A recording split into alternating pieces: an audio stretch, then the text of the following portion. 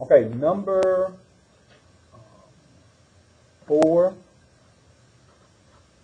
the diagram that they give us, you want to note that these are similar triangles, and here's how we know.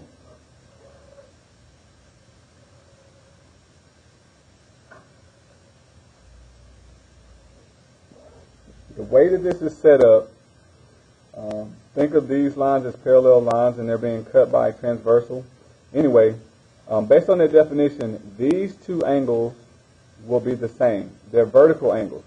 Okay, if you have two lines that intersect at a point, the angles opposite of that point are vertical angles. So these two angles are the same.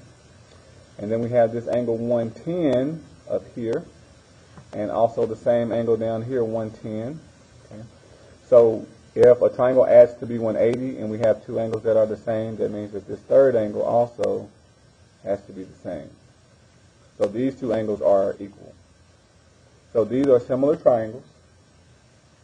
We are given some sides. This is 8, this is 4, this is x, and then we have 5, y, and 2.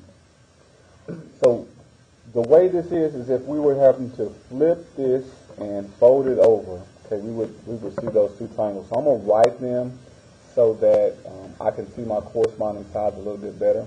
So I'm going to leave this one here. I'm going to use this one, and I'm going to flip this one over and then invert it so that I can get that same shape with my sides set up evenly to compare. So that double angle up here is 110. And then over here is going to be that vertical angle.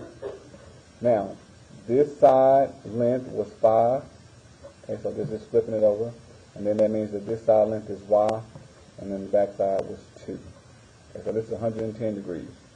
So here are my corresponding angles, and now I'm just going to set up proportions to solve for the missing sides. So you want to use the sides that you are given. So I'm always going to use 2, 4 to find the missing sides. So I want to put y on the top. So I'm going to say y divided by 2 corresponds to 8 over 4. Those two same sides. So 8 over 4. And then I just have to multiply by 2. And so we get y is equal to 16 over 4. And then we get y equals 4. So I can plug this in to be 4. But I still want to continue using the sides that I was given. So now I want to use 2 and 5. And I'm going to compare that to 4 and x to solve for x. I want x on the top, so I can just multiply. So I'm going to say x over 4 compared to 5 over 2. I'm going to say x over 4 compared to 5 over 2. It's equal to 5 over 2.